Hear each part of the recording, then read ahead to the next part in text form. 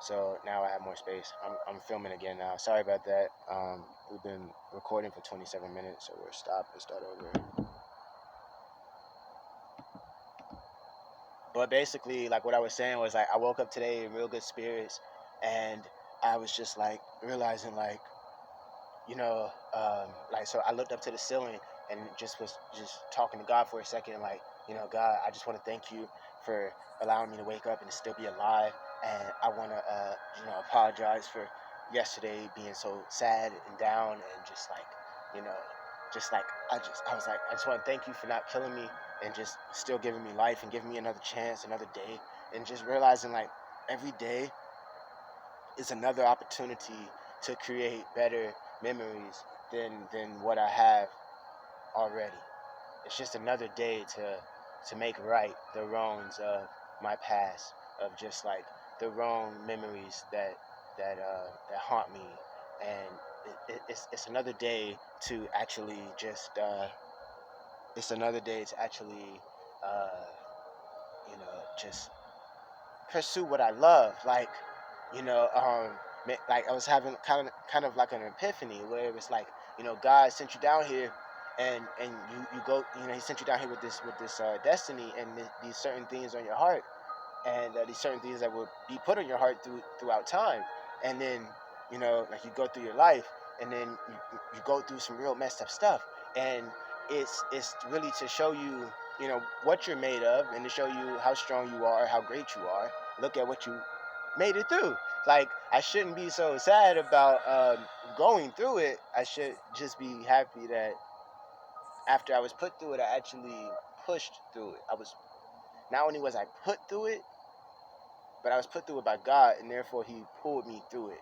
You know what I'm saying? Like He was on both sides of the tunnel, man. He was like, all right, look, man, it's just part of the course, bro. Like, He created me with a certain destiny. So everything that ever happened to me in life was just to push me more and more towards that destiny that He made for me. And why He allowed my personal life to be so tormented was to get that desire out of me really young, where it was like, we're gonna put him through so much shit as a kid. We're just gonna put him through so much shit. He's gonna be so focused. He's not gonna care about anything else. It was like I look at it like God up in heaven with the angels while they were creating me, and they're sitting there while He's putting me together, and they're all talking about like the concoction, the recipe, and they're like, oh wow, he's about to make Chad. Oh shit, like, sorry, but he's like, oh, what I'm saying? Oh, he's about to make Chad. He's like, oh God, it's like, what are you making? Oh, now I'm making Chad. Like, I'm about to make Chad Xavier. Oh, Chad Xavier. Like, so, tell me about him. Is that what's his destiny supposed to be? Oh, Chad Xavier is gonna, be a great filmmaker one day, and a whole bunch of other stuff that I don't really know what I'll end up, doing all the way. But the things I can see is like, oh, yeah, Chad's gonna be into economics. He's gonna learn how to read the financial charts. He's gonna be a billionaire from reading the financial charts, and he's going to help spread economic awareness all throughout the universe. And like, he's gonna spill all the secrets, and because like we're gonna make him like we're gonna give him like a super brain, and then we're gonna put him through super pain, so he never wastes the gift of having this super brain. But he's also going through super pain because of what we put him through. Because we need a safeguard. We're gonna give him a very super computer in his brain, but we need a safeguard. We can't just make somebody this powerful. Chad's gonna be very powerful. He's a very powerful individual, and we have to make sure he walks the straight and narrow. We have to make sure. So the only way to really make sure of that is we have to just totally crash his childhood. Just totally just sling him through the mud. Just totally just like totally just fuck him up. So he has the fear of God and has the respect for right and wrong, and he only is gonna care. It's like, okay, Chad's parents are gonna get divorced when he's 7, and his dad's gonna break his heart. His dad's gonna do this and that and lie to him and everything, and he's gonna watch his mom struggle, and his brothers, abandoning his mom basically by just having kids without looking out for the mom first, and making sure she was good, and that's gonna bother him, and like, everyone's gonna treat Chad like shit, like, almost stuff as a kid. They're gonna throw all their hopes and ambitions on him, then they're gonna count him out after, you know, and not even know that while they were throwing all their ambitions and hopes and dreams on him, he was being sexually molested and abused, and really just being uh what, denigrated. You know what I'm saying? Just being really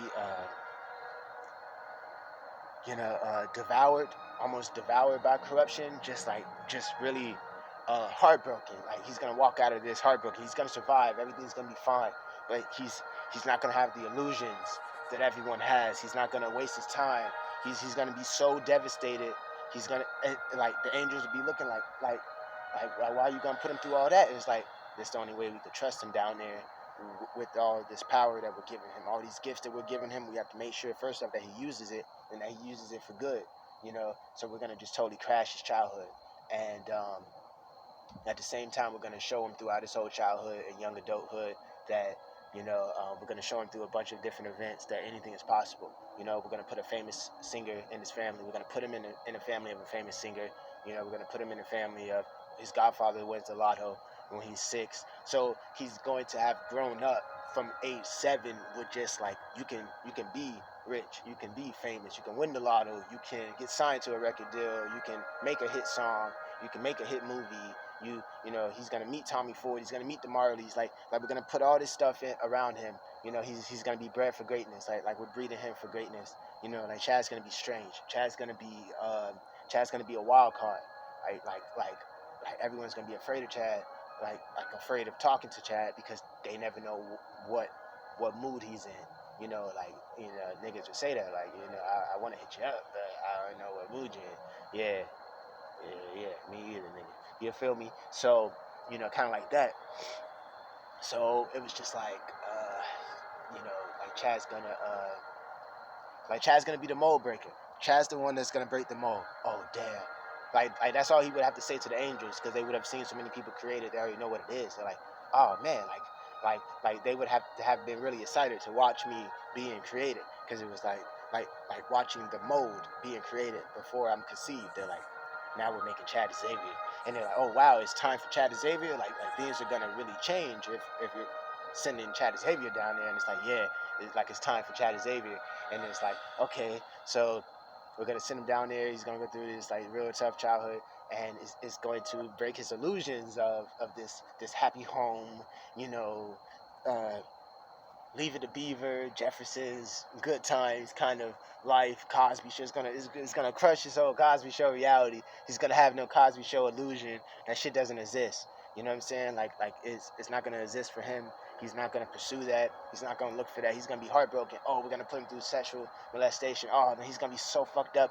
He's not even gonna want to have sex. He's barely gonna have sex. Like he's gonna be so focused, and that in itself, just that element of me in itself, of putting me through that much sexual trauma to where I didn't even become hypersexualized, to where I just became the opposite, like non-sexual, just totally just running from sex. Like Chad's gonna, like we're gonna give him so much pussy as a kid, he's gonna run from it the rest of his life. And because Chad's a political figure and he needs to survive, so he can't have those weaknesses that all these political figures had. John F. Kennedy and Martin Luther King, they couldn't keep it in their pants. Malcolm X, he could keep it in his pants. He was faithful to his wife for the most part. There were no stories that I've ever heard of Malcolm X being unfaithful to his wife. Malcolm X or Martin Luther King was extremely unfaithful, and his wife Coretta Scott King, still, even when J. Edgar Hoover sent her the tapes and the photos of him cheating, she still stayed down with him. You know what I'm saying? Like that was a real one. Like he knows how to pick him at least. So JFK extremely unfaithful to his wife. You know what I'm saying? Like those things help play a role in them getting killed. But then at the same time, Malcolm X didn't you know betray his vows to God and everything, and his wife and his family and his children. You know, because you're not just cheating on your wife, you're cheating on your entire family. You're cheating on your children. You know what I'm saying? Like that was the thing. Like you thought you were just cheating on your wife? Like you're betraying your children. Like, you're cheating on the mother of your children. Like it was like real crazy, And like my dad did that to my mom, and right, I didn't appreciate that. Like the pain that you caused to my mom, you know. Like not only did you bring me in your struggle, but then you are divorced and made the struggle even worse. So I had to take out the human element of it. Of like, my parents aren't the reason I'm here. I'm here because God wanted me here. I could have died in my mother's stomach, and I kind of wish I did. Just looking at how they treated me, I should have never been a part of your family. And that's a horrible feeling to have. To wish you were not a part of the family at all.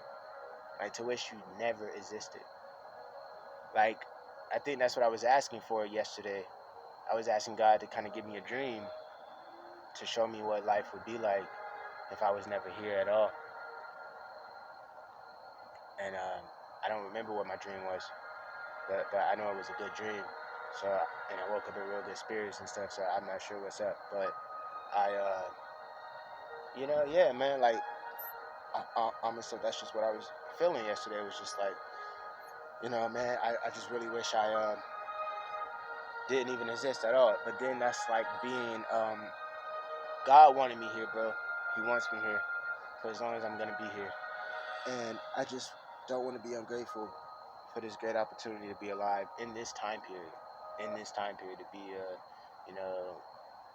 one of the last 80s babies ever born in the last 3 days of the 80s. So I'm technically this, hybrid of 80s baby and millennial and everything, 90s baby kind of thing.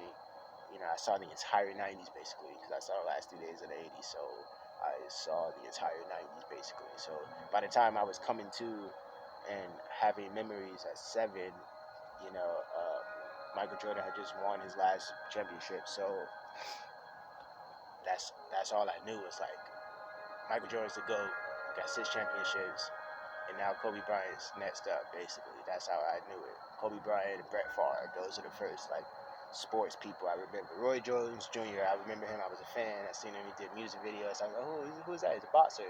And then I wasn't aware of Floyd Mayweather at that point. He wasn't, like, popping at that point. It took me a long time to realize who he was, and so the first boxer I knew, besides Mike Tyson, Mike Tyson, of course, because I'm a Tupac fan. So I remember where I was at my Aunt Mary's house around the corner the night Tupac got shot at the Bruce Seldon fight and stuff. So I had to walk home after that, and I remember it was such a cold walk home. And it's Miami, it's never cold, so it was a cold walk home, like emotionally cold that night. I was like, oh man, Tupac might die, and I just remember feeling the energy shift of just cold, the coldness of the energy, just of him being gone. And that was rough. That was one of the roughest parts of my childhood. It was just like witnessing that, and then going to my dad's house and watching the news reports the next year about Princess Diana, and I'm watching the news reports, and they're like, Princess Diana died, and I'm like, oh, there's a real princess. There are real princesses out there. Like, we got real princesses. I was like, that's cool. We got real Princess Diana. Oh, she died. And they're showing a clip of the tunnel, and I was like, she died in a tunnel. Like, at 7 years old, that just seemed too fishy to me. I was like, hold up, she died in a tunnel? Like, it didn't make sense. It didn't make sense. We have tunnels in Miami. I drive through the tunnels all the time. You know what I'm saying? Like, it didn't make any sense. Those tunnels didn't have pillars. I didn't really know anything about the pillars. And then, kind of find out she ran into pillar 13. Like, come on, man. You know what I'm saying? And then, like, bro, like, you know what I'm saying? Like, it was crazy stuff, man. And it was just crazy. It was crazy. The Almond Tunnel. And I remember that striking me as weird. It was like, that's odd. She died in a tunnel? That's odd. Like, it just didn't fit at 7. Like, I'm able to rationalize it like that. Like, I was very deep at 7. I was like, hold up. She died in a tunnel? It just didn't fit right to me. Like, just off rip. Just looking at the news report. Like, she died in a tunnel. It just didn't fit. It was fishy. At 7 years old, I was able to figure out that was fishy. Without the internet really popping, couldn't research anything. There was no YouTube, couldn't watch nothing. There was no real nothing. It had just happened. I'm 7 years old, and I just remember looking at the news report, like, Princess Diana died in a tunnel. And I was like, she died in a tunnel? It was just like, nah, it just seemed too fishy. Like, like I'm, excuse me. I can see all of that. I can see the fishiness of a situation. So I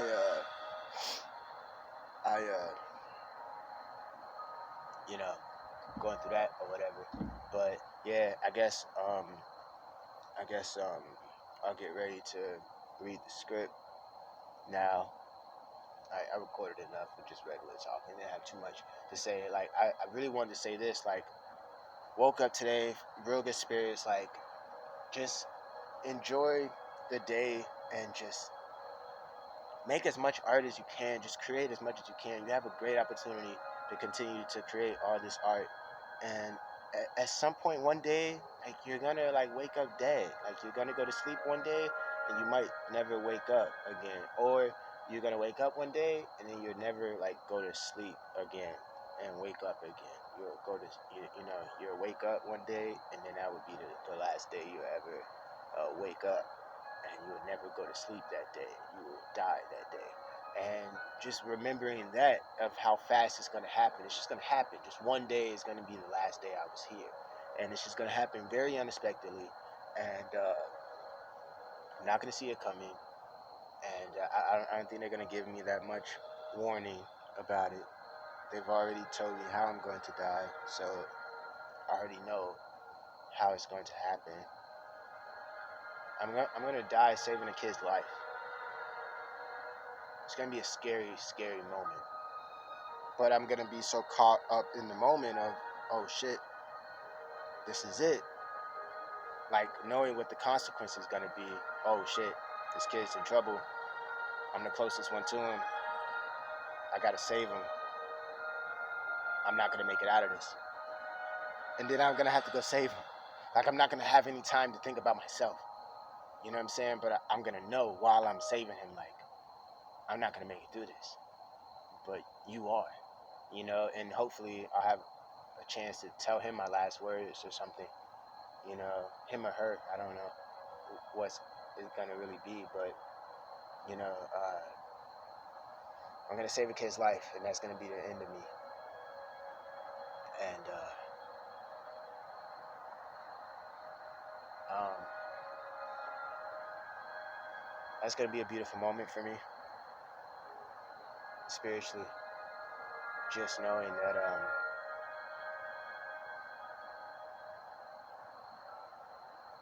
like that goes on the record, the universal record. So I hope that does happen. I hope that is how I die, saving a kid's life. That's the ultimate way to die. That's the best way. Like they gave me the destiny of a hero. I get to die a hero. You know, and almost if I get to die a hero, and that's gonna be really cool. I'm really gonna enjoy that. And I want to get back to writing the story, the horror story that I was writing. I want to get back to writing that, um, just to keep writing that. You know, just doing a bunch of short stories and stuff. And so yeah, that's pretty much it. I just wanted to be like to show you all the other side of it. It was like just it was like all the trauma I went through was just to show me what my peaceful spots were, what brought me peace.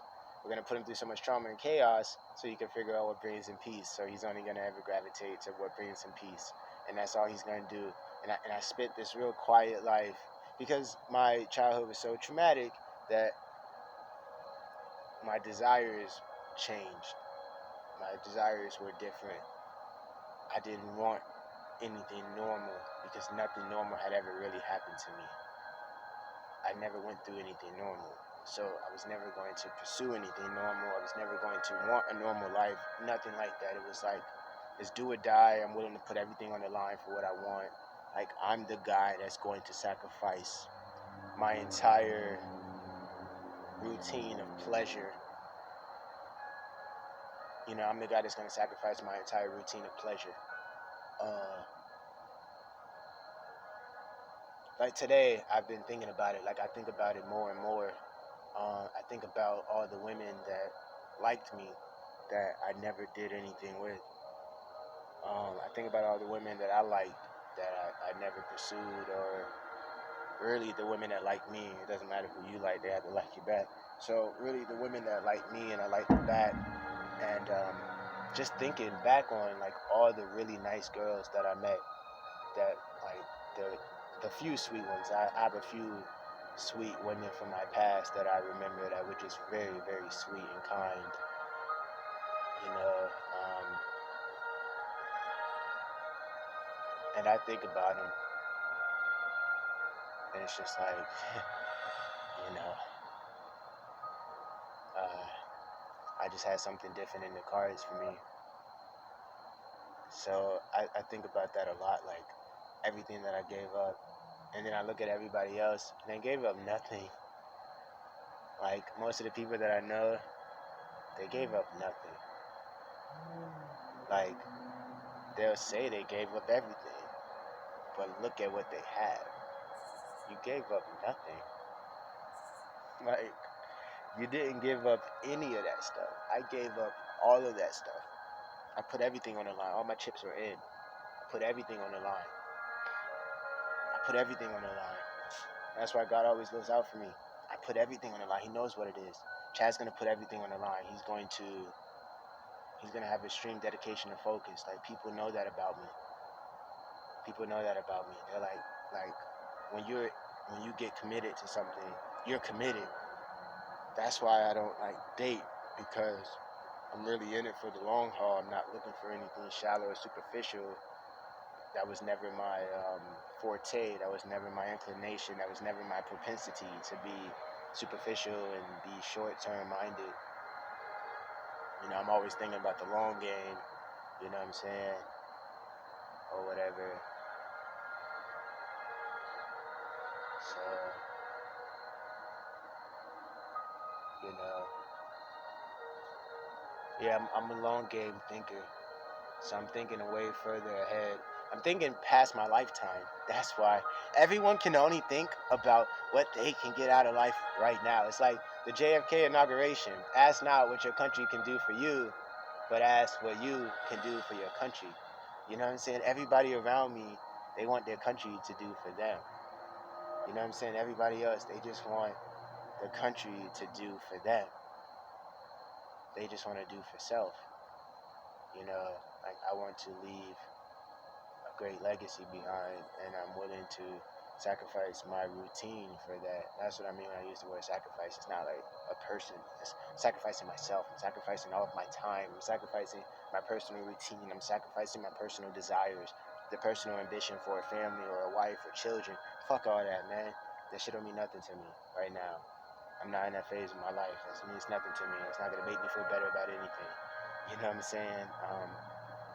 I come from a broken home, so I don't even want to try to like create a home that's not broken. Like that's what everyone's mission is. We come from a broken home, so we want to break the mold and create the happy family. Like good luck, because just the mindset of that is kind of silly. Because at the same time as your parents not sticking together and you using that as why you're gonna try to do better than they did, your parents weren't wealthy and you're not trying to get wealthy. Like it's silly. It's fucking silly. You know, I'm putting everything on the line for my dreams, my goals. Everyone else, they're putting everything on the line for another person. In essence, it's just another person. Whether it's your wife or your child, it's another person. You're giving up your life for another person. Like they sacrificed their destiny. Their destiny has been sacrificed. They gave it up. You know? Like it's not their top priority. It's a side thing. Everybody's destiny is a side thing for them. It's the only thing that ever mattered to me. And that's probably why God had to put me through all of those traumatic experiences sexually as a child. So this man's going to grow up to where nothing else ever matters to him but his destiny, and he's going to accomplish it. So that's basically what I want to say.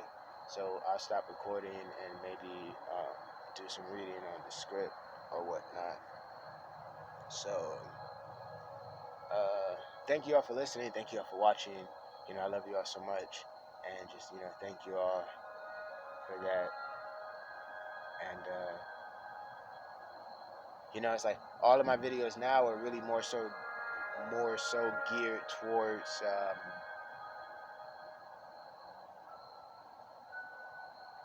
providing insight for anyone in the future that wants to